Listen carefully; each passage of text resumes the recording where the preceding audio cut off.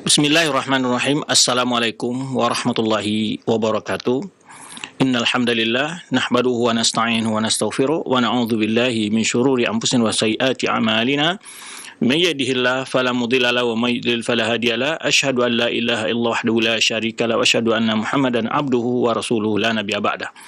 Amma ba'd fa inna asdaqal hadithi kitabullah wa khairal hadi Muhammadin sallallahu alaihi wasallam wa syarrul umur muhdatsatuha wa kullu muhdatsatin bid'ah wa kullu bid'atin dhalalah wa kullu dhalalatin finnar. Ma'asyiral ikhwan wal akhwat rahmati Allah Subhanahu wa taala, segala puji dan syukur kepada Allah Subhanahu wa taala yang senantiasa melimpahkan taufik dan rahmat-Nya kepada kita. Alhamdulillah, kembali di pagi Jumat ini kita dimudahkan Allah Subhanahu wa taala untuk melanjutkan pembahasan kita tentang faedah-faedah sejarah Islam. Tak lupa pula di pagi yang penuh berkah ini kita memperbanyak ungkapan salawat salam Nabi kita Muhammad sallallahu alaihi wasallam. Semoga kita dimudahkan Allah Subhanahu wa taala untuk selalu tegak di atas sunnah beliau, mempelajarinya, mengamalkannya serta menyampaikannya kepada kaum muslimin. Para ikhwan akhwat, pemirsa dan pendengar Roja TV dan Radio Roja yang dimuliakan Allah Subhanahu wa taala, pembahasan kita pada kesempatan ini adalah melanjutkan pembahasan berikutnya, masa pemerintahan Khalifah Al-Mustansir Billah. Setelah sebelumnya adalah kita bicara tentang pemerintahan kekhalifahan, yaitu Al-Zahir bi amrillah, Al-Zahir bi amrillah. Nah, setelah wafatnya Al-Zahir bi amrillah digantikan oleh anaknya, yaitu Al-Mustansir Billah. Ini gelar kebesaran dari masa kekuasaan Bani Abbasiyah. Mereka memiliki gelar-gelar kebesaran, ya, yang mana di dalam makna dari gelar-gelar tersebut memiliki suatu nilai-nilai optimisme yang tinggi, ya, optimisme yang tinggi. Seperti ini, Al-Mustansir Billah itu seorang yang memohon pertolongan kepada Allah. Kekesaan beliau dimulai setelah wafatnya orang tua beliau Al-Zahir bi amrillah, yaitu tahun 623 Hijriah sampai beliau berkuasa 640 Hijriah. Jadi beliau berkuasa sekitar 17 tahun lebih, ya. Nah, atau bertepatan dengan tahun Masehi, yaitu 1226 Hijriah, 1226 Hijriah sampai 1243 Hijriah. 1243 Hijriah ini bertepatan dengan tahun Masehi, ya, atau Sana al-Syamsiyah, atau kalau yang penanggalan dari dalam Hijriah adalah berdasarkan Al-Qamariyah. Baik. Di sini kita akan mengambil bahasan kita ini apa yang diringkas oleh Syekh Jalaluddin As-Suyuti dalam kitab beliau Tarikh Al-Khulafa, di mana beliau menyebutkan namanya adalah kunyahnya adalah Abu Ja'far. Abu Ja'far Mansur bin Zahir bi amrillah. Bin Zahir bi amrillah adalah nama orang tua beliau yang berkuasa sebelumnya. Abu Ja'far Mansur bin Zahir bi amrillah wulida fi Safar. Beliau lahir pada bulan Safar tahun 588 Hijriah. Jadi beliau lahir pada tahun 588 Hijriah dan ibunya adalah Jariyah Turkiyah, ya. Qala Ibnu Najjar menjelaskan, "Wubuya ba'da mauti abihi fi Rajab." Beliau diangkat menjadi khalifah setelah wafat orang tua beliau, yaitu pada bulan Rajab tahun 623 Hijriah, ya. Kemudian panasyaral adla fir ra'ayah, di mana di sini para penulis biografi beliau atau penulis sejarah termasuk Ibnu Katsir di dalam Bidayah wa Nihayah juga menjelaskan berbagai keutamaan dan bagaimana pembangunan yang begitu pesat yang beliau lakukan dan keadilan yang beliau tegakkan. Makanya di banyak sekali pujian dan pembangunan yang melakukan, ya, pujian para ulama, pujian para penulis sejarah Islam tentang kekuasaan beliau. Demikian pula para ulama yang menjelaskan tentang kemuliaan beliau ini, ya, sebagai raja yang adil. Maka beliau panasyara adla fi ra'ayah, beliau menyebarkan keadilan di tengah masyarakatnya. Wabadul insafi fil qadaya, dan benar-benar berlaku adil, ya. Insaf ini kooperatif lah, ya, dan di dalam menegakkan berbagai hukum-hukum di tengah masyarakatnya. Wa qarraba ahlal ilmi wad din. Nah, jadi beliau juga yaitu akrab dengan para ulama, para tokoh agama. Beliau juga akrab dengan para ulama dan tokoh agama. Jadi terhadap masyarakat, ini sudah berulang kali ya kita jelaskan terhadap masyarakat bahwa pemerintah itu yang diharapkan terbesar oleh masyarakatnya adalah berbuat adil. Ya, bukan hanya sekedar ekonomi, tetapi yang paling penting bagi masyarakat itu adalah ketenangan dari sisi keadilan, tegaknya keadilan dan mendapatkan ketenteraman. Ya, aman itu sudah sangat mendukung untuk kemajuan sisi-sisi lainnya. Karena bila keadilan tidak ditegakkan, maka pelaku-pelaku kejahatan akan semakin semena-mena. Kemudian bila keamanan tidak ada, maka yang akan terjadi adalah kekacauan dan berbagai macam bentuk kegaduhan yang akan berefek kemunduran dalam berbagai sisi kehidupan lainnya, baik dalam bidang ekonomi maupun bidang pendidikan dan lain sebagainya.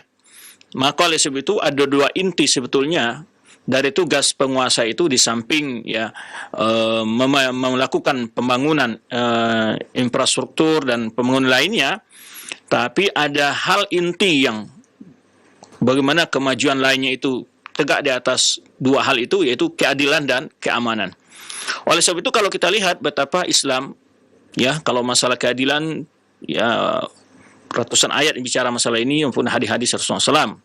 Kemudian juga dengan masalah keamanan, Islam sangat mendukung dan bahkan mengantisipasi berbagai hal-hal yang akan merusak ketenteraman dan ataupun keamanan masyarakat. Sehingga dalam mengkritik, di dalam memberikan pendapat terhadap para penguasa, Islam memiliki metode yang berbeda dengan metode-metode yang ada di negeri-negeri barat maupun oleh agama-agama lain, baik Yahudi maupun Nasrani. Bukan berarti Islam diam terhadap kemungkaran yang ada di tengah kekuasaan, tetapi mereka melakukan kemungkaran, mengingkari kemungkaran tersebut, dengan pola yang sangat berbeda, dengan cara-cara yang sangat berbeda dengan cara-cara yang dilakukan oleh masyarakat barat maupun agama-agama lain di luar Islam. Yaitu dengan cara sangat menjaga kehormatan penguasa ketika menyampaikan nasihat, ya, tanpa harus memprovokasi masyarakat untuk melakukan tindakan-tindakan anarkis maupun hal-hal yang akan merusak ketenteraman dan keamanan di tengah masyarakat. Baik, dan beliau juga dekat dengan para ulama. Ini dijelaskan qarrabal ahli ilmi wad din. Beliau bergaul sangat dekat dengan para ulama dan para tokoh agama. Nah, ini juga kenapa? Karena ada kekuatan dua hal yang di tengah umat ini yang tidak boleh terpecah, umara dan ulama. Dan ini yang ditafsirkan oleh para ulama ketika menafsirkan firman Allah dalam surat An-Nisa, ya. Ya alladzina amanu atii'u Allah wa rasul uli amri minkum. Wahai orang beriman, taati Allah dan Rasulnya dan para pemimpin di antara kalian. Dan ulil amri ini kebanyakan mufassirin dari ahli tafsir menafsirkan adalah hum al-ulama ul-umara. Mereka adalah para ulama dan para umara. Ulama adalah sultan dalam menjelaskan masalah hukum-hukum agama, menjelaskan hal-hal yang tentang agama Allah, hal yang harus ditegakkan ke masyarakat, baik hak-hak Allah maupun hak-hak hamba sama manusia. Dan yang menegakkan secara memberikan hukuman bagi yang melanggar, ya bukan ulama. Yang menegakkan hukum pidana atau perdata dan segala macamnya itu di tangan penguasa. Jadi di sini harusnya saling bekerja sama, saling kompak dan saling mendorong antara dua belah pihak ini, yaitu umara dan ulama. Oleh sebab itu kalau kita lihat banyak sekali upaya-upaya, kalau kita lihat sejarah Islam, yang selalu dirongrong oleh musuh Islam adalah bagaimana antara dua kekuatan ini terpecah belah. Boleh dilihat sejarah-sejarah Islam, bagaimana upaya mereka biasanya adalah untuk memecah belah antara ulama dan umara ini. Karena bila ulama hilang kekuatan tengah masyarakat ataupun umara, ya, maka ini akan menyebabkan masyarakat hilang panutan, hilang pegangan perkataan mereka, siapa yang harus mereka ikuti. Bila di antara dua kekuatan ini dalam negara ini menjadi saling bertentangan, yaitu umara dan ulama. Maka hati-hati, baik para ulama maupun para umara, mewaspadai adanya gerakan-gerakan yang sengaja membenturkan antara ulama dan umara ini. Ini perlu diwaspadai. Itu emma dengan memberikan informasi-informasi yang tidak akurat kepada penguasa, bahwa ulama akan melakukan kudeta, ulama akan memprovokasi umat, ulama dan begini begitu. Hendaknya para penguasa tidak dengan mudah membenarkan informasi-informasi yang dapat memecah belah persatuan, kekompakan antara umara dan ulama tersebut. Sebaliknya ulama juga demikian. Akan diberikan informasi-informasi, dibocorkan. Kadang-kadang musuh Islam membocorkan kejahatan-kejahatan yang dilakukan oleh penguasa, yang pada asalnya mereka bekerja sama sebenarnya. Ya, pertama mereka punya rahasia-rahasia di antara penguasa. Nah, nanti ketika penguasa ini mulai tidak lagi bisa menguntungkan kerjasama mereka, maka informasi-informasi itu akan dibocorkan kepada para ulama, sehingga kadang-kadang ulama bersikap tidak tepat ketika menanggapi informasi-informasi tersebut. Nah, ini menyebabkan timbulnya kegaduhan. Jadi ini sedikit ya. Kita kalau lihat bagaimana dalam sepanjang pelajaran yang telah kita bahas ya, ketika kaum muslimin sampai pada puncak kejayaan, kekuatan, ataupun ketika penguasa-penguasa itu berhasil dalam menegakkan pemerintahnya dengan baik, adil, sejahtera masyarakatnya, pasti kita akan dapati yaitu kemesraan hubungan antara ulama dan umara. Itu pasti di situ. Karena dua kekuatan inilah yang membimbing umat ke arah yang terbaik dalam berbagai urusan-urusan mereka. Urusan akhirat mereka, urusan agama mereka diurus oleh para ulama, urusan masalah politik, ekonomi, dan pembangunan diurus oleh pemerintah. Ya. Baik. Walaupun sebenarnya dua urusan itu kalau di dalam pemerintahan Islam ya tidak bisa dipisahkan, karena kita lihat di antara umara juga banyak yang orang-orang alim seperti para khulafa rasyidin, berlanjut dengan masa Umar bin Abdul Aziz dan para pemerintahan-pemerintahan dari kalangan para khalifah-khalifah. Kita lihat di antara mereka juga banyak yang sebagai orang yang tokoh agama ya. Baik, di sini beliau sangat dekat dengan para ulama dan para tokoh agama. Wa banal masajida wurubut ya. Di sini disebutkan wal madaris wal marstanat. Nah, disebutkan oleh penjelasan di sini di mana beliau membangun masjid-masjid. Membangun masjid-masjid. Nah, karena ini uang negara tentu yang rakyat ya tentu tidak memiliki kemampuan untuk membangun masjid dengan pada masa itu dengan biaya-biaya infak ya. Tapi di zaman ini subhanallah begitu aktifnya kaum muslimin ya, karena begitu ekonomi yang sudah mereka memiliki ekonomi yang kuat pemainnya, sehingga banyak sekali masjid-masjid yang dibangun oleh inisiatif swadaya masyarakat. Tapi asalnya di dalam kekuasaan Islam itu adalah pelayanan yang harus dilakukan oleh penguasa. Baik. Warubut ini atau di sini disebutkan oleh para ahli bahasa maksudnya adalah tambatan-tambatan kuda, disediakan tempat untuk tangkaran kuda ya. Karena memang salah satu kekuatan alusista istilah kitanya di masa-masa itu adalah kuda yang tangkas dalam berlari dan diajak untuk ikut dalam perperangan. Maka pasukan berkuda sangat kalau di hari ini tentu seperti Tengwaja lah ya, yang kekuatan kavaleri dan seterusnya. Jadi kalau saat itu adalah kuda yang tangkas dalam berlari ya. Nah, beliau membuat penangkaran-penangkaran itu sebagai agar kaum muslimin mudah ya untuk memelihara dan melatih ya kuda-kuda mereka. Dan ini tentu Islam. Kenapa Islam? Sebenarnya Allah Subhanahu wa taala sebutkan wa'du lahum mastata'tum min quwwah. Persiapkan untuk musuh-musuhmu itu dari kekuatan-kekuatan yang kalian mampu mempersiapkannya. Dalam rumus ya bernegosiasi dia secara internasional sekarang ini itu adalah sangat ditentukan oleh kekuatan militer.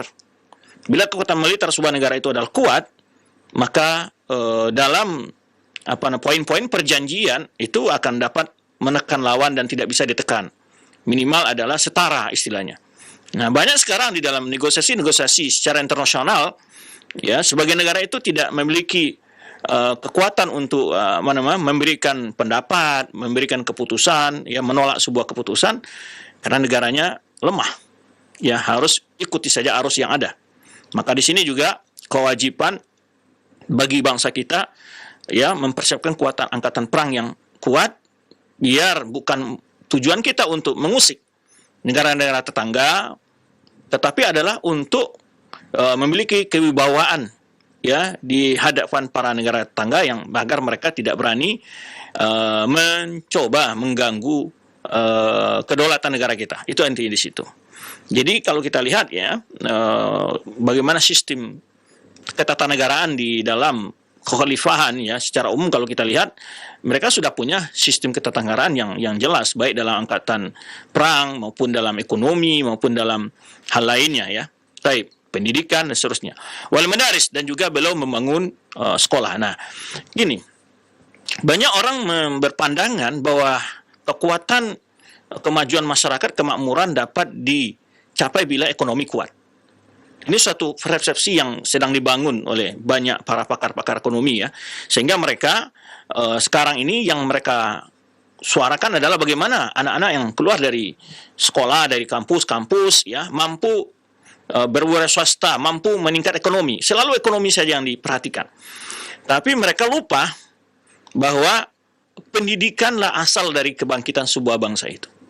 Mental, moralnya yang perlu dibenahi, ya. Maka kita lihat dalam sejarah-sejarah yang telah kita bahas dalam beberapa majelis kita, ya, setiap pagi Jumat ini, selalu perhatian setiap kita baca dan kita lihat, dapati di dalam sejarah itu, saat negara itu maju, pasti pendidikannya yang pertama diperbaiki oleh, ya, berangkat dari sisi pendidikan.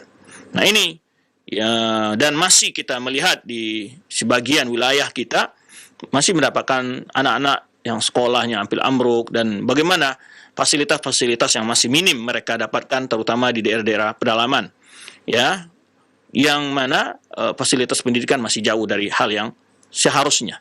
Nah, ini, maka beliau pembangunan lakukan adalah, ya, membangun masjid, penangkaran kuda-kuda yang dilatih untuk berperang, pelatihannya, ya, kemudian juga membangun sekolah-sekolah dan juga rumah sakit. Jadi sudah biasa dalam setiap pemerintahan yang maju di masa khalifah ini, mereka membuat sebuah kompleks. Di dalam kompleks itu lengkap. Ada masjidnya, ada juga kalau bahasa kita sekarang arena olahraganya seperti tadi untuk tambat kuda, dan juga rumah sakit. Jadi Maras Tanat ini disebutkan, jelaskan adalah maksudnya rumah sakit yang siap dengan berbagai dokternya di sana. Wa aqama manaraddin, dan dia menegakkan menara-menara agama. Maksudnya apa? Jadi berbagai syiar-syiar agama beliau kembangkan di tengah masyarakatnya. Beliau kembangkan, ya. Wa qama al-mutamarridah, dan di mana beliau qama'a itu bahasa kitanya, ya, membuat ciut orang-orang yang melakukan kekacauan-kekacauan, ya. Wa nasyara sunan, dan beliau menyebarkan sunnah, ya. Jadi selalu kita lihat perhatian-perhatian ketika sebuah wilayah kekuasaan itu maju, pasti yang ditopang oleh yang lebih dahulu dilakukan adalah perkembangan pemahaman agamanya, ya. Jadi menghidupkan sunnah, wa kafal fitan, dan beliau menyumbat, ya, menutup, mengatasi berbagai bentuk macam fitnah-fitnah yang muncul. Nah, wa hamalan nasa al aqwa mis sanan, yang beliau membawa rakyatnya, ya, dalam kebiasaan-kebiasaan yang sangat santun, akwam, yang sangat baik, ya. Ya, berbagai macam bentuk nilai-nilai positif di tengah masyarakat itu dikembangkan, ya. Jadi beliau membawa masyarakatnya dalam hidup yang madani lah bahasa orangnya, ya, madaninya, dan hidup yang modern dan lebih maju. Jadi as-sanan ini maksudnya adalah budaya. Wa qama bi amril jihad ahsanal qiyam. Ya, dan juga beliau ya menegakkan urusan jihad dengan secara baik. Ya, karena Islam adalah agama yang memiliki kekuatan untuk bertahan atau mempertahankan wilayahnya, dan bila ada penghalangan terhadap dakwah Islam, maka khalifah memiliki pasukan yang kuat untuk meruntuhkan kekuatan-kekuatan yang mencoba menghalangi dakwah. Wa jama' al-juyush li nasrati Islam, beliau juga membentuk angkatan-angkatan perang untuk membela Islam. Ya. Wa hafidha al-thughur, beliau juga melakukan masa pasukan-pasukan yang dibuat di perbatasan-perbatasan. Perbatasan Islam sangat terjaga di masa pemerintahan beliau. Nah, ini juga di antara tentu kewajiban sebenarnya di negara kita adalah di antara kewajiban presiden itu menjaga kedaulatan negara ini dari gangguan-gangguan negara lain. Maka perbatasan-perbatasan itu dari dulu sudah ada. Bahkan hadis menyebutkan bahwa orang yang berada di suhur di perbatasan itu adalah mendapat kedudukan yang mulia di sisi Allah Subhanahu wa taala. Nah, ini juga perlu dibaca dalam fikih-fikih Islam, ada ketentuan berapa masa petugas ataupun penjaga perbatasan dia bertugas dan berapa lamanya di sana. Ini yang pernah ditanyakan oleh Umar bin Khattab kepada anaknya Hafsah, atau berapa lamanya wanita itu mampu ditinggal oleh suaminya. Ya, ketika dalam sebuah ketika Umar bin Khattab keluar di malam hari mengecek kondisi masyarakatnya, dan terdengar ada wanita yang mengeluhkan suaminya sudah lama tidak pulang karena dikirim oleh Umar bin Khattab dalam sebuah pasukan.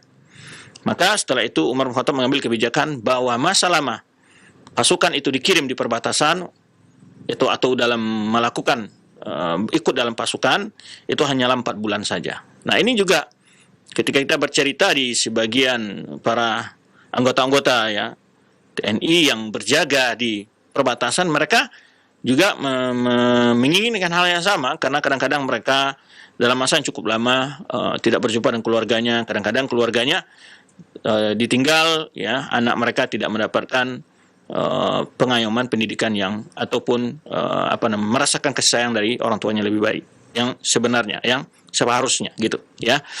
Baik. Kemudian wafatat al-husun, dan juga dia banyak menaklukkan dari benteng-benteng musuh.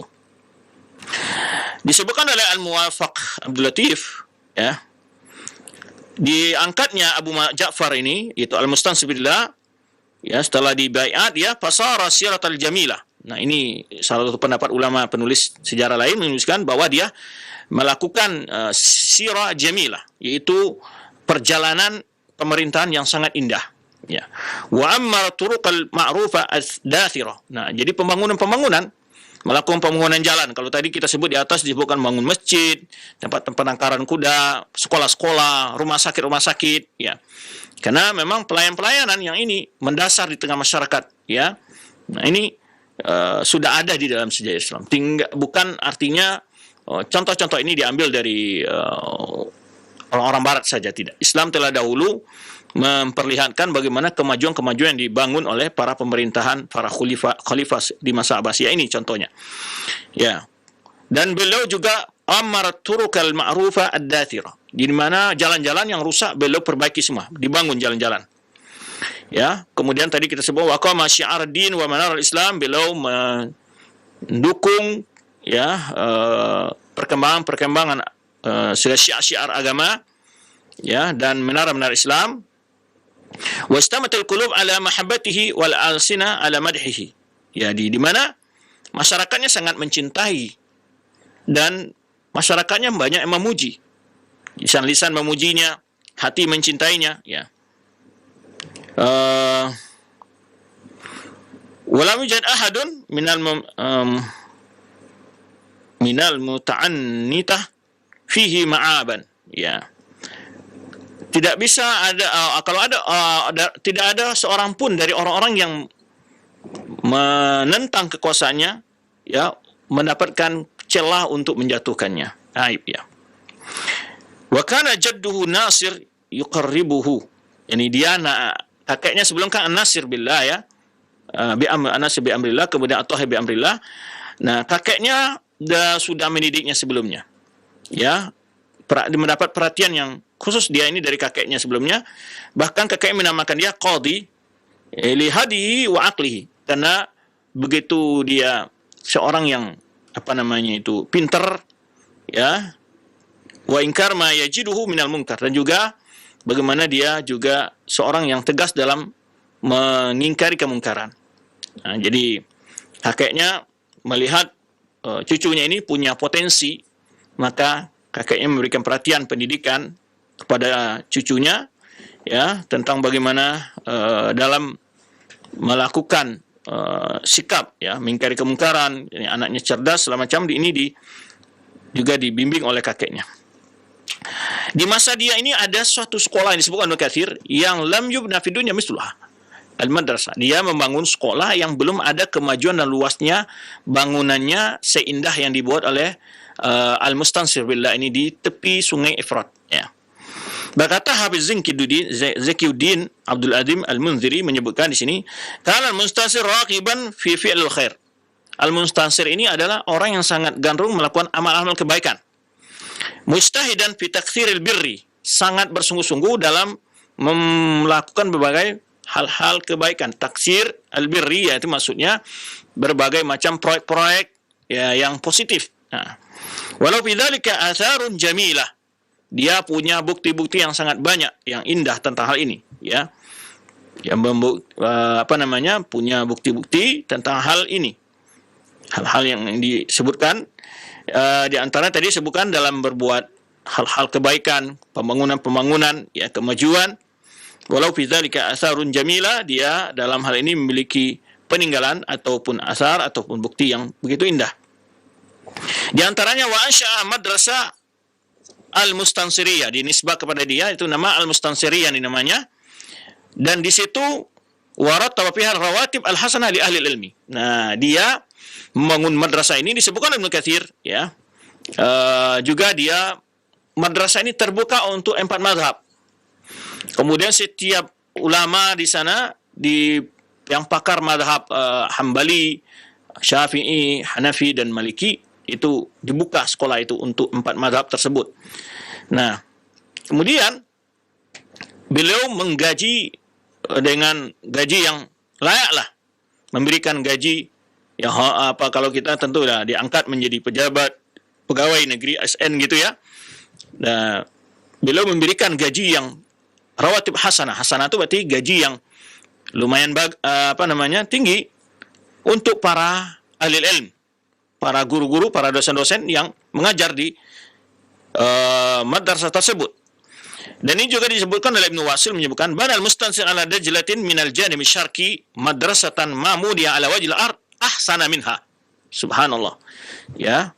Di mana Al-Mustansir membangun di tepi sungai Dajlah ya. Jadi di sebelah timur sebuah sekolah yang belum pernah dibangun di muka bumi ini lebih indah, lebih bagus dari sekolah ini. Wala aktsara wukufan, dan juga tidak ada sebelumnya wakaf-wakaf yang sebanyak itu. Jadi pembangunannya luar biasa, luas. Ya, kemudian wahya bi arba'ati mudarrisin ala madhabil arba'ah. Jadi di situ ada yang pakar 4 orang yang tentang madhab yang 4, madhab fikih yang 4, ma'ruf ya.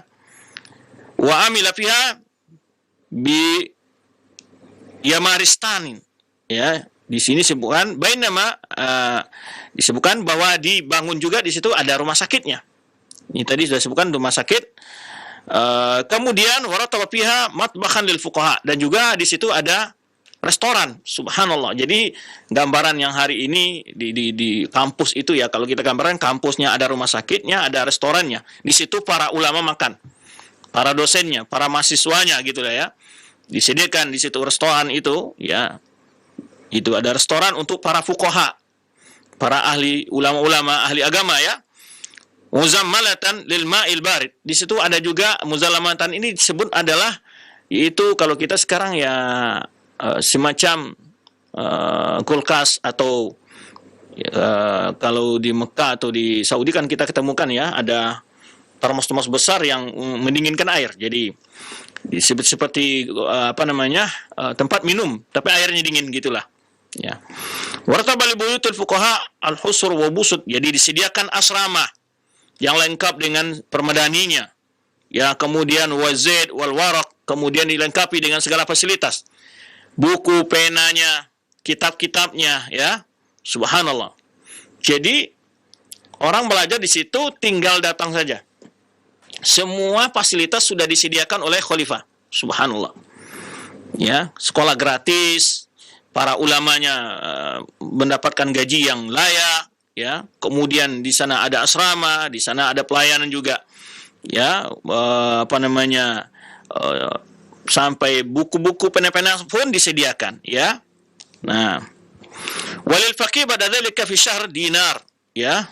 Walil faqih ba'da dzalik fi syahri dinarun wa rataba lahum hamaman. Ya, di sini disebutkan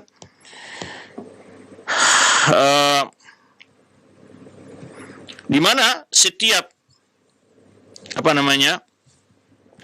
ahli agama di situ disebutkan.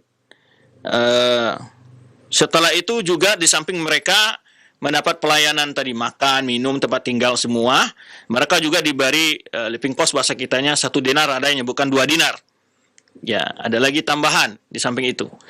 Waratabalahum hamaman, dan juga ada toilet yang lengkap. Wa amrun lam yusbaq ila mislihi. Di mana pembangunan ini belum pernah ada seorang pun melakukan seperti ini. Saya fasilitasnya ya, dari segi arsiteknya, dari pelayanan dan segala macamnya lah gitu ya. Wastakdama asakirun azima lam yastakdim mithluha abuhu wala jadduhu. Dan juga dia punya asakir. Itu peleton angkatan perang atau pasukan yang besar. Ya, dia punya pasukan yang besar yang belum dimiliki sebelumnya oleh ayahnya maupun oleh kakeknya. Baik. Wa kana dha himmatin aliyatin wa syaja'atin wa iqdamin azimin, dan dia punya himmah aliyah. Himmah aliyah itu adalah punya kemauan yang tinggi, punya cita-cita yang tinggi. Nah, ini juga para pemuda kita harus dididik dengan hal ini.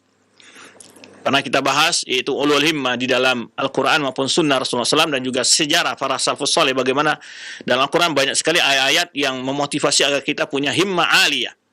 Himmah aliyah adalah punya semangat cita-cita yang tinggi.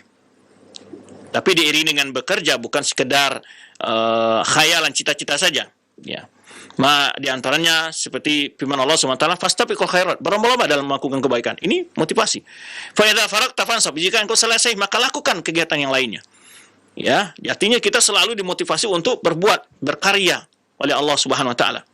Fastabiqul khairat, berlomba-lomba dalam hal yang baik, kita harus berlomba. Bukan antara yang kurang dengan yang tidak, ada yang lebih, yang kurangnya berlomba. Di sini dalam bermelakukan baik kita harus berlomba-lomba untuk menjadi yang terbaik.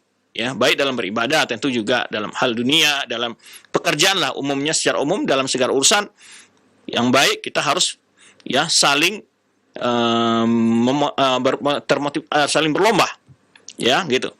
Kemudian juga hadis-hadis Nabi SAW juga banyak yang motivasi agar umat beliau ini adalah umat yang mempunyai himmah aliyah.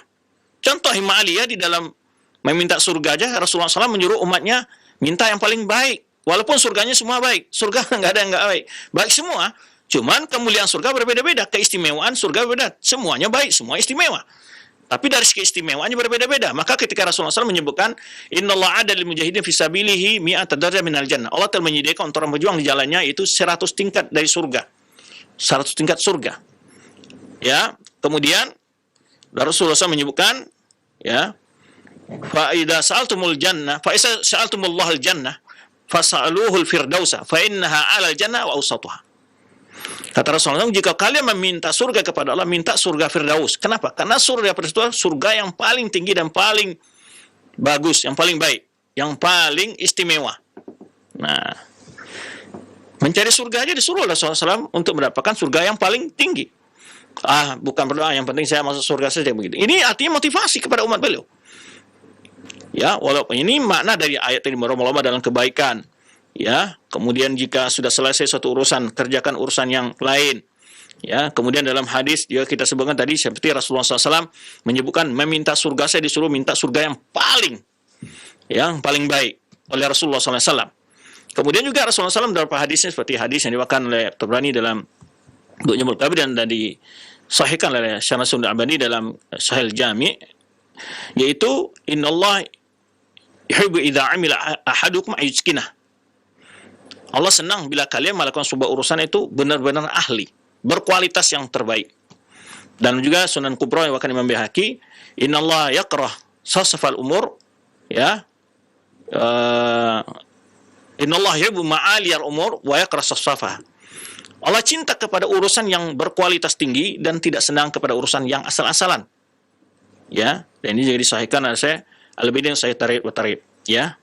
Nah, ini betapa banyak sekali dalil yang memotivasi agar umat Islam ini adalah umat yang memiliki ulul himmah, mempunyai cita-cita yang tinggi, tentu diiringi dengan kerja keras. Nah, bukan sekedar cita-cita tanpa kerja keras. Maka Rasulullah SAW menyebutkan dalam hadisnya, ihris ala yanfa'uka, ya, wasta'in billah, ya, ihris ala yanfa'uka wala ta'jaz wasta'in billah. Ihris ala yanfa'uka wasta'in billah wala ta'jaz. Berusahalah selalu, bekerja keraslah selalu untuk meraih hal yang bermanfaat bagi hidupmu, bagi dirimu, dan mohon pertolongan kepada Allah Subhanahu wa taala. Nah, begitu banyak ya dalil-dalil yang membahas masalah ini. Kalau dalam sejarah kehidupan salafus saleh enggak sedikit para ulama, kenapa ulama melalang buana menuntut ilmu ke sana sini dan perjalanan yang suka jauh dengan fasilitas yang cukup minim, ya, berjalan kaki di padang pasir, kehausan, kekeringan, kedinginan dan seterusnya mereka alami. Ulul himmah penuntut ilmu, ulul himmah dalam beramal, ulul himmah dalam berdakwah. Subhanallah. Nah, jadi seorang pemimpin harus punya visi yang tinggi lah istilahnya. Ya. Jadi harus punya konsep ya yang terbaik. Dan juga pernah kita sebutkan bahwa ulul himmah Umar bin Abdul Aziz, dia menceritakan tentang dirinya. Innali nafsun tawaqah. Saya punya jiwa yang selalu merindukan hal yang terbaik. Tawaqah artinya. Maka dia katakan, aku pernah bercerita untuk menjadi amir. Ya, panil tuh. Aku jadi amir Madinah, kan jadi amir Madinah Umar bin Aziz. Kemudian aku juga pernah cita-cita untuk menjadi an atazawja bintal khalifah. Saya juga waktu itu ingin menikahi, ya, menjadi istri, mendapatkan istri anak khalifah. Dapat istri anak khalifah. Kemudian dia sebutkan, aku juga bercerita ingin menjadi khalifah. Dia jadi khalifah. Ya, kemudian di akhir dia bercerita, sekarang tidak ada yang aku inginkan, yang aku rindukan. Ya, suatu kerinduan yang sangat diinginkan adalah surga Allah Subhanahu wa taala. Nah, ini jadi anak-anak kita, generasi kita, murid-murid kita, ya, perlu dimotivasi untuk memiliki ulul himmah. Wasyaja'atin, dan juga memiliki keberanian, ya, mustansibillah, wa ikdamin azim, itu semangat yang luar biasa, ya. Qasadat tatar biladu al-biladu, qasadat tataru bilada falaqiyahum askaruhu, ya, fahazamu tatar hazimatan azimah. Jadi pernah bangsa Tatar, Mongol, ya, ini belum sempat kita bahas, ya, Mongol, insyaallah akan kita bahas dalam sebuah pembahasan insyaallah bagaimana bangsa Mongol itu bisa masuk ke daerah-daerah Islam dan menguasai, akhirnya meruntuhkan kekuasaan Bani Abbasiyah, ya. Apa sebab penyebabnya? Penyebab yang terbesar kalau dilihat ada persekongkolan antara kelompok Ismailiyah, di antaranya awal-awalnya begitu, dari kaum Syiah, ada di kaum sekte Syiah, ya, salah satu varian bahasa sekarang dari Syiah, kemudian juga kaum Rafidhah. Nanti akan kita bahas. Baik. Ya, pada satu kali berhadapan pasukan dengan pasukan Tatar, ya, sehingga mereka dapat menghancurkan pasukan tersebut yang hazimatan azimah. Ya, hazimah itu kekalahan yang cukup besar. Wa kana lahu akhun yuqalu lahu al-Khafaji. Ya, dia punya saudara khalifah ini namanya al-Khafaji. Ya, fihi syahamatun zaidah. Wa kana yaqul la in wallitu. Nah, dia punya saudara namanya Khafaji ini punya malah lebih syahama, itu punya pemberani yang lebih lagi, dan dia malah pernah berkata, seandainya aku nanti berkuasa, la'aburan bil asakir nahra Jihun, aku akan bawa pasukanku menyeberangi sungai Jihun. Ya. Wa akhudul bilad min aidi Tatar. Saya akan kembalikan semua wilayah Islam yang diambil oleh orang bangsa Tatar ini. Wa astasiluhum, dan aku akan basmi mereka itu. Falamma mata Mustansir lam yarad duwaidar wala syarabi taqlid al-khafaji. Nah, tumun ketika Mustansir meninggal, dibikinlah siasat oleh musuh-musuh Islam, akhirnya tidak disetujui untuk menjadi menggantikan Mustansir itu saudaranya Khafaji ini. Wa qama ibnahu Ahmad. Akhirnya tidak saudaranya menggantikannya, akhirnya anaknya itu Ahmad. Lilaini wada' fi ra'yihi. Karena anaknya ini adalah apa? Anaknya ini ketahui agak lemah dan juga kurang cerdas. Ini perlu kita ambil nih, suatu pelajaran besar sebenarnya. Jadi bangsa-bangsa lain itu pun di dalam mempengaruhi untuk menyerang, melemahkan bangsa, sebuah bangsa, tidak sekedar dengan pasukan saja, bukan dalam segi ekonomi saja, tapi kadang-kadang pemimpin yang diusung, pemimpin yang mereka gembor-gemborkan melalui media mereka, agar terpilih orang ini di bangsanya, diangkat oleh mereka di media-media mereka, dan media mereka itu diakui umpamanya bahwa suatu media yang disebut kooperatif, yang apa nama istilahnya ya, bermacam-macam sifat mereka buatkan, sehingga yang terangkat di negeri itu adalah orang-orang yang tidak berkualitas, yang tidak berenergik, yang tidak mempunyai keahlian, yang tidak punya pengalaman. Nah, ini pengalaman ini bisa mungkin ya perlu dilihat bagaimana perkembangan sebagian negara-negara. Terjadi seperti ini. Ya, dalam semua negara yang seakan-akan tidak ada orang yang lebih cerdas ya, terpilihlah seseorang yang pemainnya tidak layak untuk menjadi seorang pemimpin ya. Memang ada kelemahan dari konsep yang dia miliki, atau kelemahan dalam segi fisik dan segala macamnya. Ini cara-cara memang. Cara untuk makanya cara untuk melemahkan negara lain itu dengan cara begitu. Biar mereka memiliki pemimpin-pemimpin yang tidak berkualitas. Nah, oleh sebab itu tidak dipungkiri dalam setiap adanya pemilihan-pemilihan kepala negara, kadang-kadang politik luar negeri masuk. Ya, media-media mereka masuk. Media mereka dengan mengekspos hal-hal yang tidak baik dan segala macam diviralkan hal-hal itu demi supaya yang terangkat adalah orang-orang yang mereka inginkan. Karena dengan itu mereka bisa bermitra nanti. Dengan itu mereka tahu kemampuannya yang di dalam berunding, di dalam bernegosiasi, dalam berpolitik secara internasional maupun dalam manajemen kepemimpinan, mereka menginginkan hal itu. Makanya banyak sebetulnya tidak dipungkiri ya, campur tangan ya, campur tangan dari kekuatan luar negeri negara-negara lain untuk kepemimpinan seorang pemimpin di negara lain, itu tidak dipungkiri. Ya, nggak tahu juga di bangsa kita juga dulu pernah kita dengar juga hal seperti itu ya, adanya campur tangan negara lain untuk siapa yang mereka dukung menjadi presiden dan tidak mereka dukung segala macam. Sehingga kadang-kadang itu membuat suasana gaduh dalam sebuah negara dalam mencalonkan presidennya, milih presidennya. Nah, ini suatu siasat yang perlu diwaspadai, di mana terangkatnya pemimpin-pemimpin yang tidak berpengalaman, pemimpin yang tidak punya kecerdasan. Ya, kalau untuk jadi presiden kan harus di atas rata-rata kecerdasannya, ya, kemampuan manajerial ya dalam mengurus negara ini harus lebih gitu. Jangan ada menteri kadang-kadang lebih pintar dari presiden, ini akan menyebabkan adanya persaingan dan juga suasana di dalam koordinasinya tidak akan baik gitu. Maka penting ya, perlu diwaspadai. Salah satu cara musuh-musuh ataupun negara lain untuk melemahkan negara lain adalah dengan berupaya untuk terangkat di negara lain itu yang dia ya adalah orang-orang yang dekat dengan mereka, yang bisa mereka atur, yang bisa jadikan sebagai boneka dan seterusnya. Nah, ini perlu diwaspadai oleh para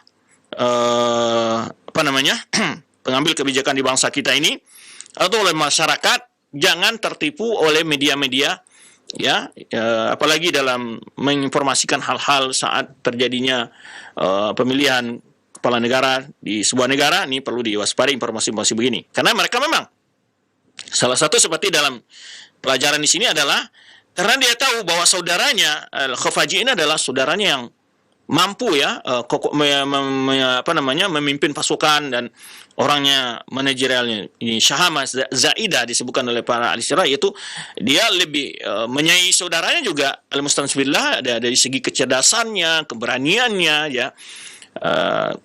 Nah, musuh-musuh menyusup dengan memberikan masukan-masukan kepada orang-orang yang akan memilih khalifah, dan akhirnya yang diangkat setelah mangkatnya al-mustansifillah adalah anaknya, yang anaknya ini secara pengalaman lemah ya, kemudian juga secara pemikiran, ketakwaan lainnya ya jauh lilayini karena dia orang lemah ya, wada' fi ra'yihi disebutkan di sini ya, dan lemahnya kecerdasannya dia, pikirannya dia waliyakuna lahuma al-amr. Nah, jadi Duaidar ini wal syarabi ini maksudnya kiasan ya untuk musuh-musuh Islam saat itu. Liyaqdallahu amran kana maf'ula min halakil muslimin fi muddatihi. Nah, ini yang di masa inilah ketika terangkatnya pemimpin yang lemah inilah yang terakhir anak daripada Al-Mustansir Billah, masa kekuasaan anaknya Ahmad ini nanti akan kita bahas, Al-Mu'tasim ini, di masa dialah jatuhnya kekuasaan Islam di tangan Mongol. Nah, ini salah satu faedah nanti di salah sejarah sebab jatuhnya kekuasaan ya, Khalifah Bani Abbasiyah dan robohnya dan berakhirnya pemerintahan Bani Abbasiyah, yaitu terangkatnya anak daripada Al-Mustansir ini nama Ahmad, dan dia ini tidak mampu untuk menjadi seorang khalifah lah dari segi pengalaman, kemampuan dan manjerialnya, kepribadiannya gitu ya. Nah, di masa inilah, di masa pemerintahan dia, orang Tatar dapat menguasai wilayah Islam. Taib. Jadi satu pelajaran penting tadi apa?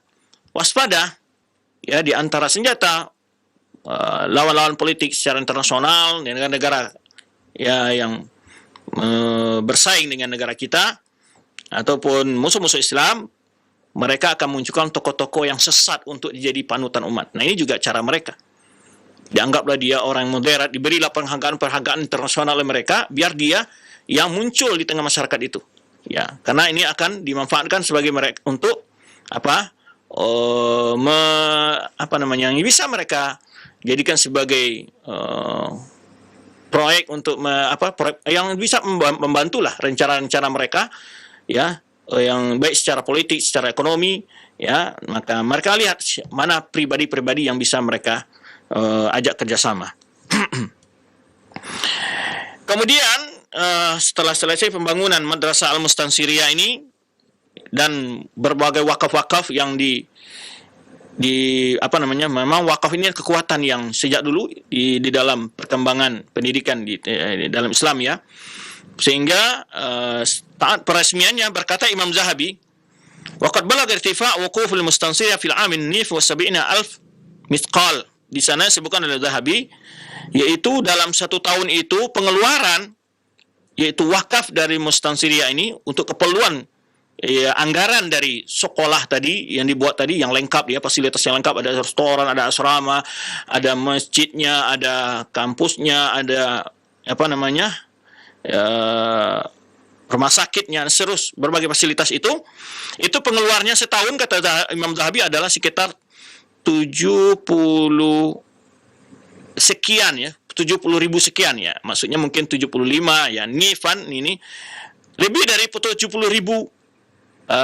dinar, itulah miskal itu dinar untuk dinar ya. Dan mulai pembangunannya pada tahun 625 Hijriah ya, dan selesai pada tahun yaitu 631 Hijriah. Jadi berapa tahun itu? Sekitar 6 tahun ya. Wa nuqila al-kutub wa hiya 160 himlan. Nah, setelah selesai pembangunan dipindahkanlah buku-buku perpustakaan ke sana. Jadi dibangun perpustakaan, fasilitas yang lengkap lah sebagai kampus masa ini ya. Masa kita sekarang ini yang dikenal lengkap dan fasilitasnya. Dipindahkan setelah selesai dibangun, kata Imam Zahabi, dibawa ke sana buku-buku. Yaitu sekitar 65 himlalan minal kutub nafisa. Himlan itu adalah onta yang diberi beban yang begitu banyak itu ya. Ada 6 itu mi'asitun, yaitu sekitar 160 kafilah ya, 160 kafilah unta membawa buku itu untuk dipindahkan ke sana. Jadi buku yang sangat berharga, kata Imam Zahabi. Kemudian wa iddatul fuqaha mi'atan wa samanin wa arba'una faqihan. Jumlah para ulama yang besar yang ada di situ sekitar 248 orang, 248 orang ya. Minal madzhab al-arba'ah, itu semua ahli mazhab ada di situ. Jumlahnya berapa? Sekitar 248 orang. Jadi bukan main-main ya, memang proyek besar sekali. Wa arba'atun mudarrisin wa syekhun hadis. Ada sekitar 4 mudarrisun.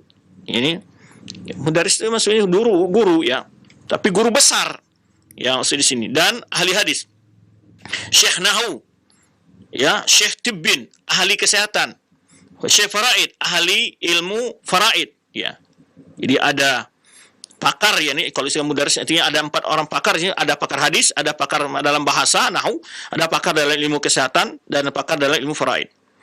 Warataba fiha al-khubuz wat tabikh wal halawa wal faqih. Dilengkapi di sini ada pelayanan berbagai ya, makanan, roti, buah-buahan ya, artinya cemilan. Dilengkapi. Wa ja'ala fiha salasuna yatiman.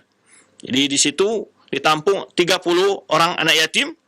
Wa waqafa alaihim ma la yu'abbar anhu, dan di situ diwakafkan untuk pengolahan madrasah ini yang tidak bisa diketahui berapa jumlahnya, saking banyak, kata Imam Az-Zahabi.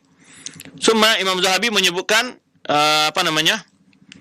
al-qura war-ruba al-mawqufa 'alaiha. Ya, dan kemudian Imam Zahabi menyebutkan berbagai apa-apa yang diwakafkan untuk pengelolaan dari Madrasah Al-Mustansiriyah ini. Itu dibuka, diresmikan pada hari Kamis, pada tanggal 5 Rajab ini. Pada tanggal 5 Rajab, dan itu dihadiri oleh para qadhi wal mudarrisun, para guru-guru dosen, wal ayan, dan tokoh-tokoh penting, wasair daulah, tokoh-tokoh negara, berbagai pegawai-pegawai pejabat negara. Wa kana yauman mashhudan.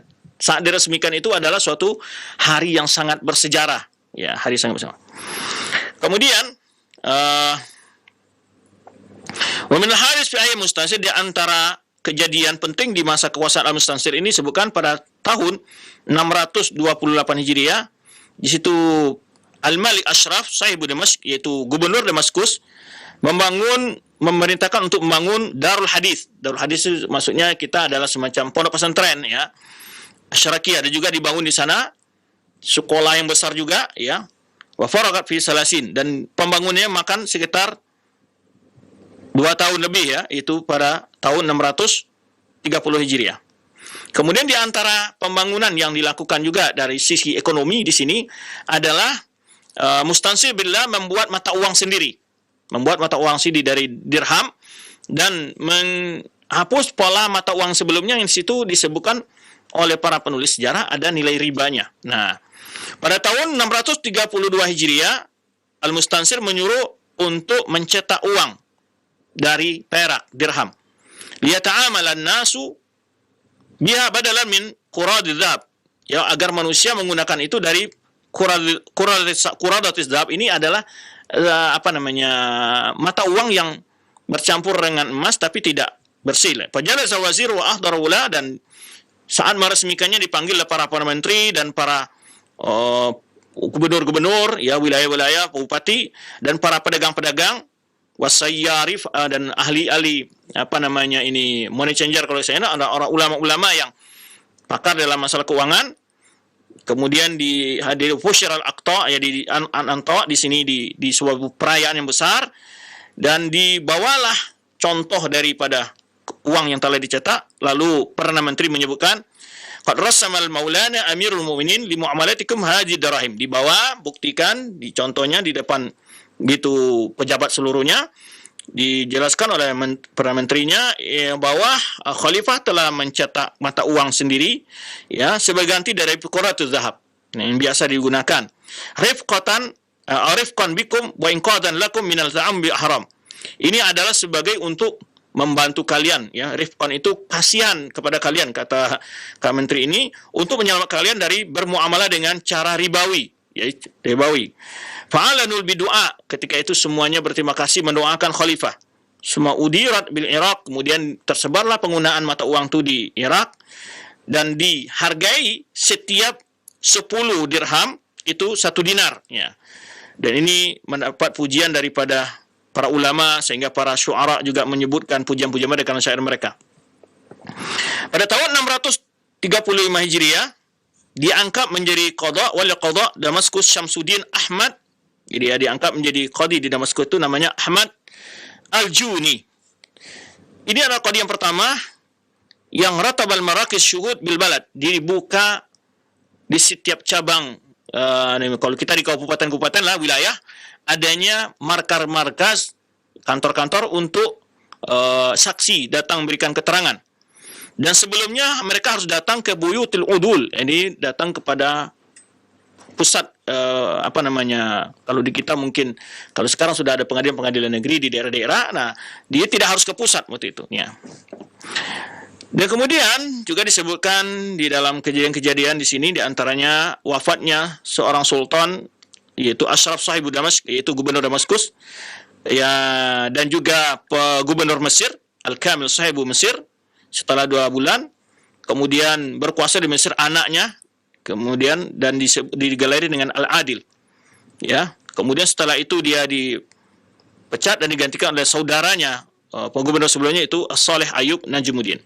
Pada tahun 637 Hijriah, Wali Al-Khattabatu Dimashq Syekh Izzuddin Abdul Salam. Nah, seorang ulama Syafi'iyah ini, beliau yang menkhutbah di Masjid Damaskus, ya. Ya. Dan yaitu khutbah ariyatan minal bid'ah. Jauh dari bagai bentuk bid'ah. Ya, banyak khutbah-khutbah yang dicampuri oleh bid'ah, ya. Wa zala alam al-mudhahhabah. Jadi di sana ada beda-beda mazhab, maka beliau menghilangkan hal itu. Wa qama jadi audaha sudan bi abyad, diganti dengan warna putih saja. Kemudian wal adzan qaddamu siwa muadzin wahid, dan tidak boleh azan di hadapannya, azan diganti, karena sebelumnya azan itu menurut mazhab masing-masing, ya, sehingga banyak sekali hal-hal yang menyulitkan ketika itu, sehingga di masa Imam Izzuddin Abdul Salam ini beliau memperbaiki semua, dan beliau ganti berbagai hal-hal yang bertentangan dengan sunnah Rasulullah SAW.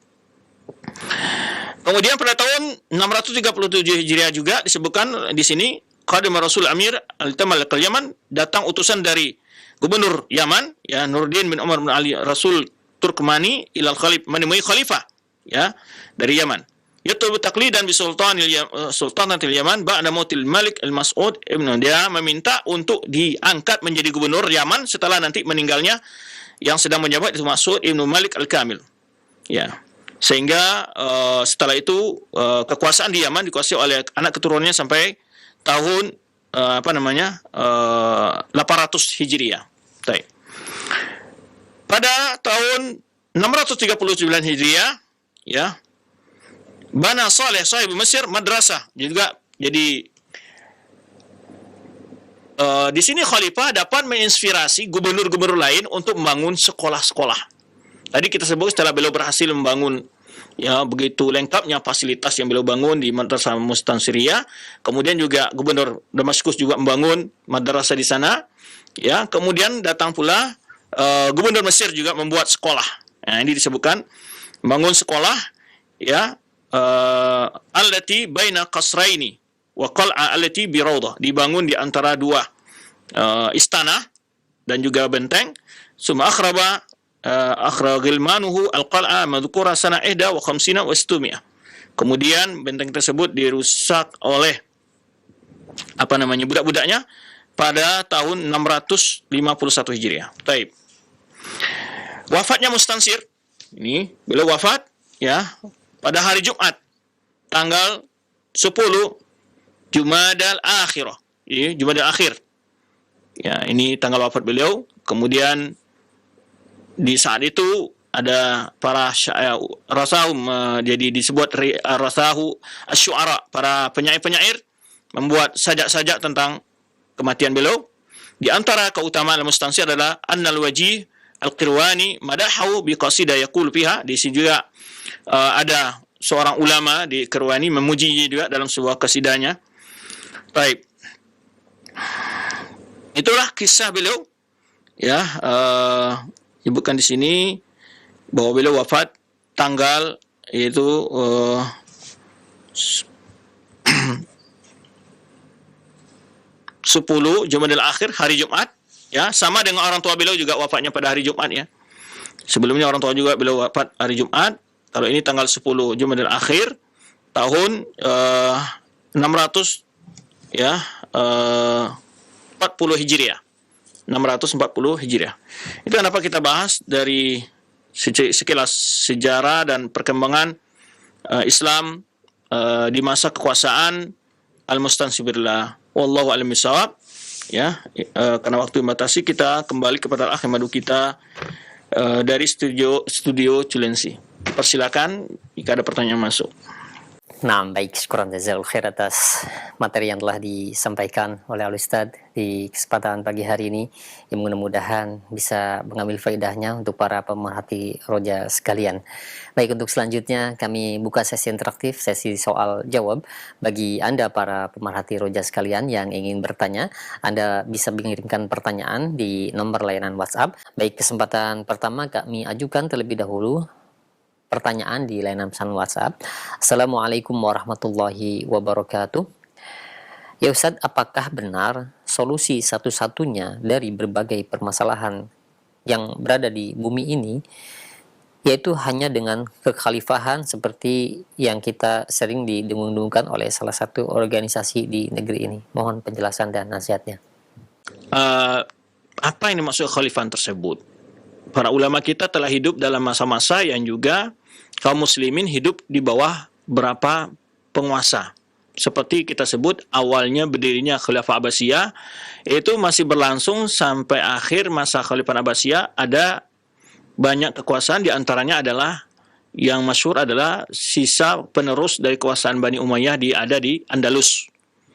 Ya, tetap berlaku. Ya, baik. Yang kemudian yang maksud kekhalifahan di sini artinya khalifahan di makna umum. Karena kalau khalifah dalam bentuk yang sesuai dengan khalifahan nubuwah, itu sudah disebutkan oleh Rasulullah SAW dalam hadis Safinah Maula Rasulullah SAW bahwa khilafatun nubuwah salasuna sana, hanya sekitar 30 tahun saja. Sumal muluk, kemudian akan berbentuk kerajaan-kerajaan. Maka secara umum setiap penguasa yang memerintah bisa disebut khalifah. Ya, satakunu khulafa kata Rasulullah fataktsur. Akan banyak nanti pemerintah-pemerintah khalifah-khalifah. Nah, ini menunjukkan bahwa kalimat khalifah itu memiliki dua pengertian. Bisa maksudnya khalifah yang artinya adalah satu pusat kepemimpinan Islam, dan juga bisa digunakan untuk menyebut para penguasa-penguasa tinggi di setiap bangsa dan negara. Ya, karena Rasulullah SAW menyebutkan satakunu khulafa fataktur, dan juga Rasulullah SAW menyebutkan dalam hadis yang lain tadi, hadis yang Hasapina tadi menyebutkan khilafatun nubuwwah salasuna sana summal muluk, atau dalam ayat summatullah mulkau liman yasha. Jadi kalau oleh sebab itu para ulama menyebutkan awal mulk di Islam adalah Muawiyah bin Abi Sufyan. Awal muluk wa afdal muluk wa adal muluk, disebut para ulama adalah raja yang paling mulia, raja yang paling adil, itu di masa Muawiyah radhiyallahu anhu. Nah, ini yang disebut para ulama. Baik. Kemudian para ulama menjelaskan juga, dan juga dalam sejarah dakwah kita lihat, ya, walaupun bagaimana terjadinya kemungkaran berbagai hal di dalam kekuasaan Islam, para ulama tetap fokus dalam memperbaiki umat dengan cara membangun umat. Karena penguasa-penguasa itu terbatas masa kekuasaannya, ya, yang perlu dipersiapkan adalah generasi berikutnya. Oleh sebab itu di masa Imam Ahmad, di masa Imam Syafi'i, ya, para ulama-ulama besar lainnya, mereka tidak pernah mengajak kaum muslimin untuk kembali kepada satu komando, artinya satu khalifah saja, satu pemimpin saja, karena sudah tidak memungkinkan.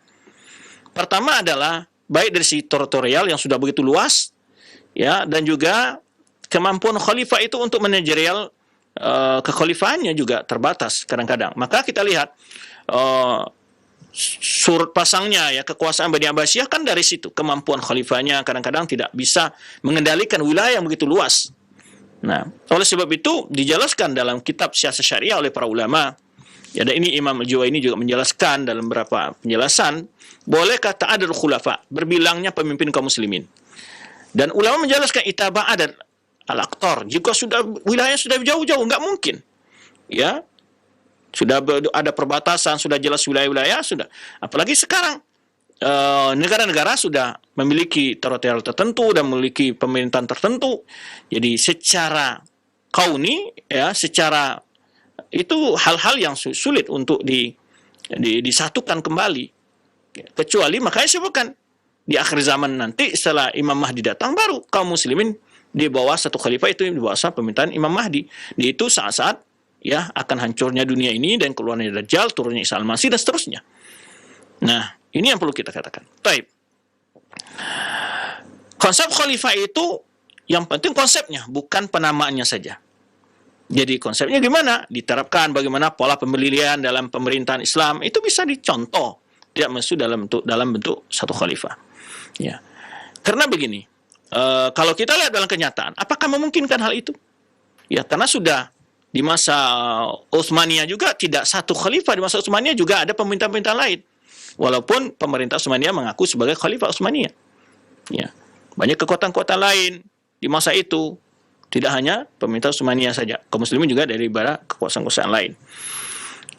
Dan mereka justru kalau kita lihat, komunitas yang menyerukan khilafah ini selalu memuja-muja khilafah Utsmaniyah. Kenapa? Ini yang jadi pertanyaan kita.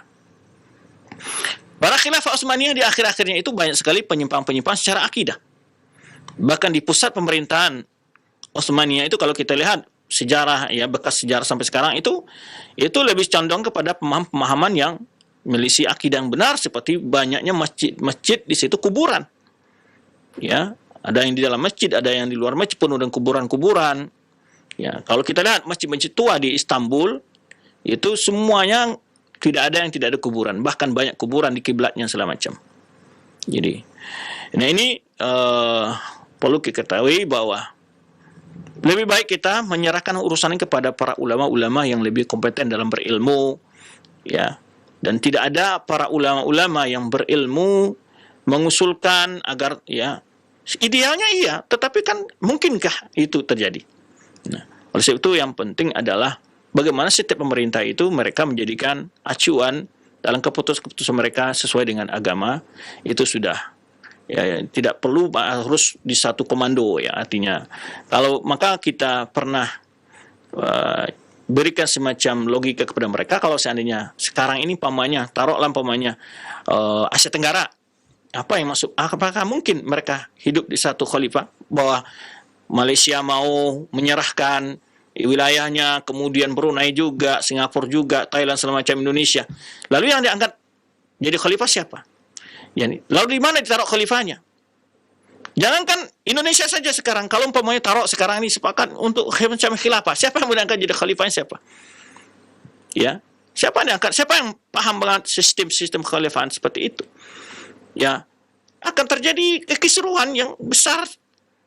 Ya, kalau dari ormas tentu masing ormas ingin khalifah dari mereka, karena masing-masing ormas merasa lebih layak dari mereka khalifahnya. Sebenarnya juga di dalam partai politik juga demikian. Setiap partai politik juga ingin dari mereka. Ini satu khayalan yang mereka lakukan, ya. Tapi kalau dibawa ke dalam kenyataan itu tidak memungkinkan, ya. Secara kauniyah dengan sebab yang ada, kondisi yang ada itu tidak kemungkinkan. Makanya ditantang saja mereka, kalau seandainya kamu sekarang mau khalifah, siapa khalifah di mana? Bahkan konsep orang yang mengusung konsep khalifah ini hidupnya di mana? Yang hidup di Australia, di bawah jelas negara kafir di sana. Itulah, ya, mereka orang-orang seperti ini perlu mendapat bimbingan para ulama yang lurus dalam memahami, ya, agama ini. Tidak terprovokasi dengan isu-isu yang diangkat lalu gulu dalam masalah khilafah itu, ya. Gulu dalam masalah itu, tidak mengesampingkan masalah akidah, mengesampingkan masalah hal yang lebih urgent dalam agama ini, itu suatu hal yang salah. Ya, ada berapa aliran sekte dalam Islam ini yang fokus kepada masalah politik, itu diantaranya Khawarij, Syiah, dan, ya, sekte yang disebut dengan ataupun seperti kelompok yang mengusung konsep khilafah ini. Ya. Ahlus Sunnah, ya, bagi mereka adalah pemimpin itu wajib ditaati dan sesuai dengan aturan agama. Jika ada kesalahan-kesalahan, diperbaiki kesalahannya. Ya, itu saja yang ada. Karena memang kondisi semakin dekatnya hari kiamat akan terjadi penyimpangan yang jauh dari ajaran Islam itu. Karena sudah dijelaskan oleh Rasulullah SAW. Dan yang diriwayatkan oleh Anas bin Malik ketika beliau melihat bagaimana kekejaman Hajjaj bin Yusuf. La ya'ti zamanu illa syarrun min qablah. Tidak datang satu masa kecuali akan lebih jelek dari masa yang lalunya. Itu sudah karena memang semakin jauh dari nur nubuwah. Jadi maka kita hidup dalam kenyataan, jangan dalam khayal. Jadi apakah kita harus tunggu khilafah dulu untuk berhaji? Waktu khilafah dulu untuk berpuasa? Khilafah dulu semua urusan kita tergantung khalifah? Tidak demikian para ulama. Bahkan dalam hadis sebutkan ketika ditanya oleh Huzaifah bin Yamin, bagaimana pada hari itu tidak ada lagi imam wala jamaah, apa yang harus kita lakukan? Ya, tazil ikbar. Jadi sekarang masih ada pemimpin, dan saat tidak ada Rasulullah menyebutkan ya tazil tilkal firqullah, jauhi semua kelompok-kelompok itu. Nah, jadi ini konsep-konsep yang harus kita lihat dalam penjelasan para ulama kita. Wallahu a'lam bishawab. Nah, baik, syukran jazakallahu khair atas jawaban dan penjelasan Al-Ustadz. Demikian, dan selanjutnya kami angkat kembali pertanyaan yang kedua di layanan pesan WhatsApp. Assalamualaikum warahmatullahi wabarakatuh. Ya Ustadz, di saat suatu harokah-harokah atau pergerakan dakwah marak pada suatu zaman, begitu kuat syubhat akan syubhat takfirinya. Mohon penjelasan kriteria suatu negara masih dikatakan negeri muslim dan negeri kafir, karena sering juga kita terbawa emosi akan kabar-kabar yang sampai kepada kita yang didapatkan mengenai perilaku para pemimpin kita. Mohon penjelasan dan nasihatnya. Baik, pertama yang menentukan negara itu Islam atau bukan Islam, kalau kita lihat di konsep Rasulullah SAW, di saat beliau mengirim pasukan, idza sami'tumun nida fala taqtulu ahadan, atau idza sami'tul adzan fala taqtulu ahadan. Bila kalian mendengar azan, jangan bunuh seorang pun di situ. Jadi kalau tidak ada azan, ya. Dan kemudian kita tanya, apa konsep? Jadi awal biasanya syubhat yang mereka pakai itu, negara ini kafir atau muslim. Nah, itu mereka pakai itu. Nah, sekarang kita tanya, apa konsep negara Islam menurut mereka? Kalau menurut Islam adalah, menurut pandang para ulama adalah idza dhahara fiha sya'airil din bahwa daulatul islamiyah itu dihukum sebagai hukum Islam, ada negara Islam. Artinya bila di tempat itu muncul dilaksanakan syariat-syariat Islam dengan jelas, itu adalah negara Islam. Bagaimana dengan pemerintahan? Pemerintahnya kalau kita lihat di masa-masa sebagian kekuasaan-kekuasaan yang ada malah banyak sekali keparah-parahnya. Ya, di masa Ismailiyah, di masa ketika di akhir-akhir Bani Abbasiyah dan juga Bani Umayyah, ya, itu banyak sekali kezaliman yang luar biasa sebetulnya. Tapi kezaliman penguasa itu tidak membuat negara itu keluar dari konsep disebut sebagai negara muslim. Ya, atau disebut negara muslim lah. Ya. Nah, karena bila di situ mayoritas umat Islam, mayoritas penguasanya, mayoritas ajaran Islam itu dijalankan, maka itu sudah jelas. Maka ini dijelaskan oleh para ulama. Seperti Syaikhul Islam Taimiyah, walaupun Syaikhul Islam Taimiyah membagi ada negara yang istilah mukhtalit, artinya campuran. Jadi mix antara ya kekuasaan di situ. Tetapi bila kita melihat tuntunan agama kita dalam Tolak tadi disebutkan di ujung penguasa, ada di ujung soal di pertanyaan disebutkan kita mendengar gemas melihat adanya penyimpangan di kekuasaan. Kalau kita lihat tuntunan dalam agama kita, ketika ada penyimpangan penguasa itu apa tindakan seorang rakyat? Itu saja lihat tuntunannya. Ya. Kalau kita lihat adakah lebih kejam, ya, adakah penguasa yang lebih kejam dari Hajjaj yang dari Islam pernah mengalami hal itu? Apa tindakan para sahabat? Apa tindakan para tabi'in saat itu? Apakah pemerintahan kita hari ini, pemerintah kita ini lebih kejam dari Hajjaj?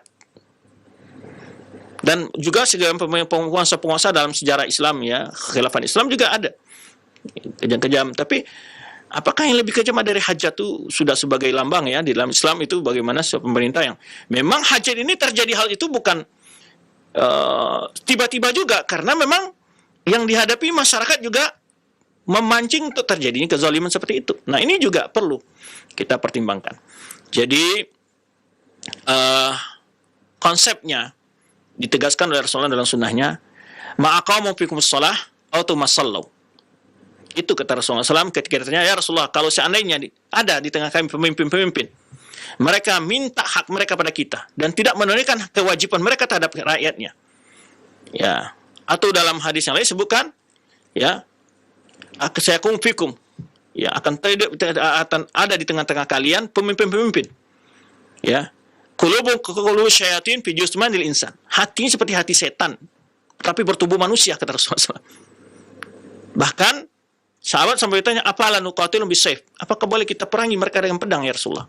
Maka tadi jawab Rasulullah, ma'aqamikum, jangan, selama kalian bisa boleh melaksanakan salat atau selama mereka masih salat. Nah, itu dua kondisi itu. Ya, kenapa dua kondisi itu jawab Rasulullah SAW? Ya, itulah definisi tidak bolehnya, batasan tidak bolehnya kita merorong kekuasaan yang sah. Selama membolehkan salat, selama mereka juga salat. Nah, tidak boleh melakukan upaya-upaya provokasi melemahkan penguasa.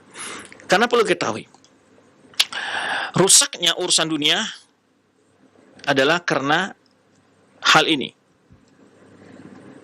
Walaupun ada kerusakan di tengah penguasa itu, tetapi agama kita lebih menjaga kekuasaannya lebih fatal. Itu maksudnya. Bukan berarti membiarkan kezaliman merajalela. Tetapi agama kita lebih melihat, ya, irtikab akhaf dararain, menerima konsekuensi yang jauh lebih ringan daripada kondisi yang lebih berat nantinya.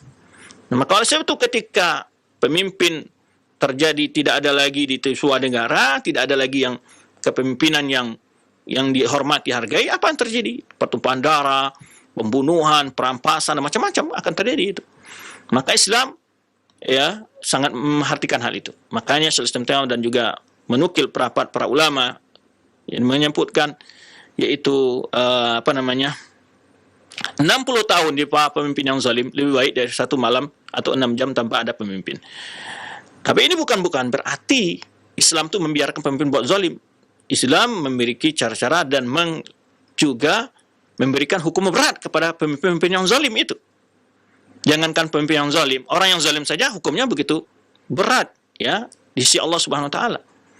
Bukan berarti, tapi Islam memilih konsekuensi yang lebih ringan untuk terhindari hal yang lebih fatal. Nah, maka konsep-konsep Islam itu sangat tepat dalam segala kondisi dan situasi untuk dipelajari, diterapkan. Wallahu a'lam bishawab. Syukran jazakallahu khair atas jawaban Al-Ustaz. Demikian untuk pertanyaan di layanan pesan WhatsApp. Dan selanjutnya kami berikan kesempatan untuk Anda yang ingin bertanya langsung di layanan telepon. Kami tunggu. Nah. Halo. Assalamualaikum. Waalaikumsalam warahmatullahi wabarakatuh. Dengan siapa di mana? Dengan Pak Mulyono di Medan. Pak Mulyono di Medan, silakan. Ustaz, ada hadis yang terkenal, Ustaz, yang termasyhur, akan muncul atau akan turun 12 imam. Di antaranya bisa turun bersamaan ataupun satu-satu. Sudah turun 4 orang bersamaan, yaitu Abu Bakar, Umar, Utsman, dan Ali. Kemudian nanti Nabi alaihissalam, kemudian Imam Mahdi. Nah, ini sudah 6. Yang ingin saya tanyakan, apakah yang 6 lagi ini sudah muncul? Kalaupun sudah muncul, siapa imam tersebut, Ustaz? Nah, demikian. Wallahu a'lam bishawab. Assalamualaikum warahmatullahi wabarakatuh. Waalaikumsalam warahmatullahi wabarakatuh. Nah, silakan Ustaz. Dalam hadis Rasulullah menyebutkan, la yazalu hadhil ummah fi izzatin aw ya'izzu amru hadhil ummah ma yalihum 12 khulafa wa a'immah. Kama qala sallallahu alaihi wasallam, akan senantiasa urusan umat ini yaitu mulia, berwibawa, ya, disegani selama mereka dipimpin oleh 12 orang imam. 12 orang imam ini sepakat ulama mengatakan termasuk yang telah jelas yang sepakat ini adalah 4 khulafa ar-rasyidin. Ya. Lalu sisanya mana? Itu yang khilaf para ulama. Apakah termasuk semua khulafa Bani Umayyah? Kalau semua Bani Umayyah berarti enggak masuk di Abbasiyah. Para ulama mengatakan, apakah masa para ulama juga berselisih, apakah masa mereka beruntutan, maksudnya secara masa, jadi berarti sampai 12 imam di masa Bani Umayyah, itu yang dimaksud hadis, jadi berurutan masa mereka atau tidak. Yang kuat pendapat ulama masa mereka tidak berurutan.